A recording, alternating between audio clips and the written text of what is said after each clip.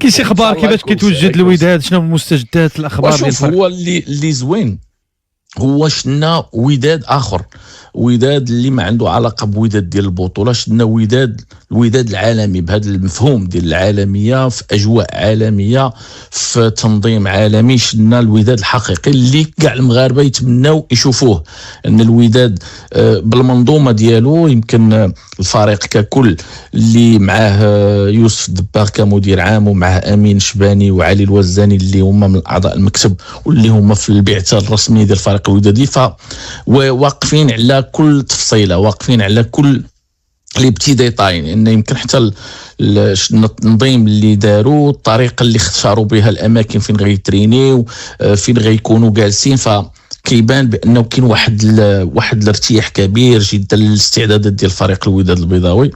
الامور كلها دازت بخير وعلى خير. شفنا حتى الجماهير الوداديه اللي قدرات انها تمشي باش تساندهم، تعطيهم داك لو بوست باش رحنا معاكم. جماهير كثيره اللي مشات الفريق الوداد البيضاوي في مقر ديال لي زونطرينمون ديالو في لندن سكول. شفنا اجواء كانت جميله، الفرقه كتريني، الامور غادا مزيان. الحمد لله جوسكا ماتنون الفريق غادي في واحد النيفو تصاعدي كبير جدا في التدريب ديالو. كيبقى ان شاء الله الاختيارات اللي غادي تكون في المقابله ديال نهار الاربعاء.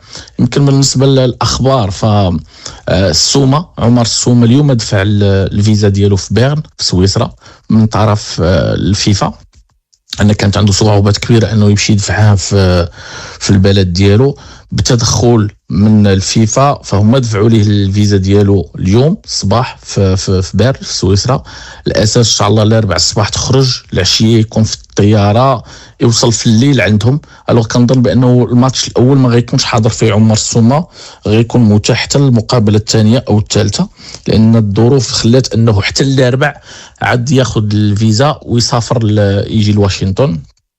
بالنسبة للجماهير ديال الفريق الودادي كاين توافد كبير ديال الجماهير. يمكن بالنسبة للتيكي فتباعوا جوسكا ماتنو 20,000 تيكي بالنسبة الوداديين. بالنسبه للجماهير ديال السيتي واحد 6000 ولا 7000 تيكي. فكنظن بان الجمهور الودادي غيكون اكبر بكثير من الجمهور ديال السيتي، واخا الملعب فيه اكثر من 60,000، ولكن الجماهير الودادي هي اللي غادي تكون الاغلبيه ديالها كاينه في التيران.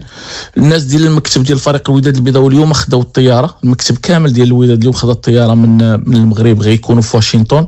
اللي زوين هو ان حتى واحد ما جالس مع الفريق، حتى واحد ما جالس معاه من غير اللعابه والطاقم والناس اللي في البعثه الرسميه ديال الوداد. حتى يتبنى الرئيس ففجا ما مشاش عند الفرقه، بقى في نيويورك كينسق معهم حتى الغدا عاد، او حتى اليوم بالليل عاد غادي يقدروا يمشيو لفيلادلفيا باش يتسناو الفريق اللي غادي يجي حتى هو غدا من واشنطن لفيلادلفيا باش يتجمعوا كاملين. مي المكتب كامل غيكون في واشنطن، وغيجيو غير يتفرجوا في الماتش لو لوندوما ميركودي وعاد يرجعوا. الو خلاو الفريق بعيد على اي حاجه، بعيد، فرقه كونسونطري مقاده واجده للمقابلات ديال كره القدم، وحتى واحد ما يقرب منها. حتى ايتمنى فاش غيجي غيجلس معاهم، وابخي غيرجع وغيخلي الفرقه بوحدها اللي معاهم هو 3 الاشخاص: المدير العام الدباغ، وامين شباني، وعلي الوزاني، اللي هما اللي في البعثه الرسميه ديال الوداد. فهذا كيخليهم بيان كونسونطري، الامور كلها مزيانه. شنا التدريب ديال فريق الوداد البيضاوي كلشي غادي مزيان، ما كاينش لي بليسور. فكنظن بانه لا ريال بوشا الشاب الوسيم لا كاين كلشي، بوشتا كاين، لان كيسولوني على بوشا والهنوري. كلشي كاين حتى واحد عنده اون بليسور الحمد لله، ولا معات ولا تيشع جوسكا ماتنون. وحنا كنهضروا فالفريق كله واجد، كله كيتريني، ما كاين حتى شي بليسور عند حتى شي واحد، كلشي متاح للمقابله الاولى ديال فريق الودادي مع السيتي، باستثناء السومه كما قلنا عادل اللي مازال ما التحقش بالفريق ويقدر يلتحق في الماتش الثاني او الثالث. الامور مزيانه، كل شيء بخير وعلى خير. يمكن بالنسبه للفيريرا اللي جا، فلاعب اللي بان من التدريب بانه عنده امكانيات، سورتو انه لاعب اللي كيخرج الكره وكيلعبها. تفاهم كبير كان بينه وبين الهولندي، واخا جوج لاعبين اللي جاو جداد، ولكن بان بانه عندهم واحد التفاهم كبير بيناتهم. حتى امين بن هاشم فغير بزاف ديال الخطط اللي يقدر يديرها، لان كنعرفوا الماتش الاول هو الاصعب. الماتش الثاني والثالث بلوز موا ما غيكونوش على الاساس ديال السيتي، مي كنظن بانه الماتش الاول غادي يشوفوا وجه مغاير وطريقه مغايره على جوج ماتشات الاخرين، لان الماتش الاولاني الواحد كيقلب على اقل الاضرار مع فريق كبير اللي هو السيتي، ومن تما لتما ربي تما. مي كنظن بانه جوسكا ماتنو الدراري فيزيكمون كاينين، لان هذه المقابله ديال القلب عامر والقرعه عامره باش تخلي كل شيء تلعب المقابله ديال الحياه، المقابله ديال العمر بالنسبه لكاع اللاعبين.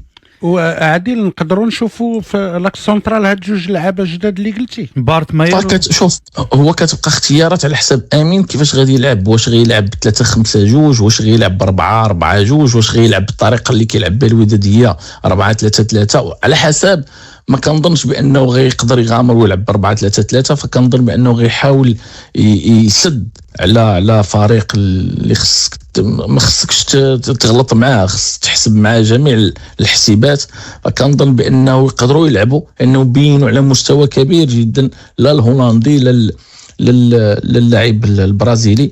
فكنظن بان 3-5-2 هي الانسب لهذه المقابله هذه، خصوصا كتلعب مع لاعبين اللي مستوى ديالهم كلشي كيعرفوا الاحسن في العالم. شفنا انتدابات ديال الفريق السيتي لاعبين في مستوى كبير جدا، فكنظن بانه جوج لاعبين عندهم الاكسبيريونس فيزيكمون في التوب نيفو.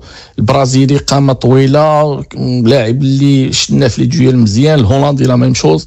وعندك نتمنوا ان حركاس يكون في التوب نيفو ديالو، حركاس اللي شفنا مع ليكيب ناسيونال، وحتى بوطويل لاعب اللي عنده تجربه، خصو غير يتوقد شويه، لاعب اللي شفناه في هذه الايام هذه نقص شويه الوزن، لان كان عنده مشكل ديال الكريشه والطواجن وداك الشيء، فكيبان بانه نقص شويه الوزن.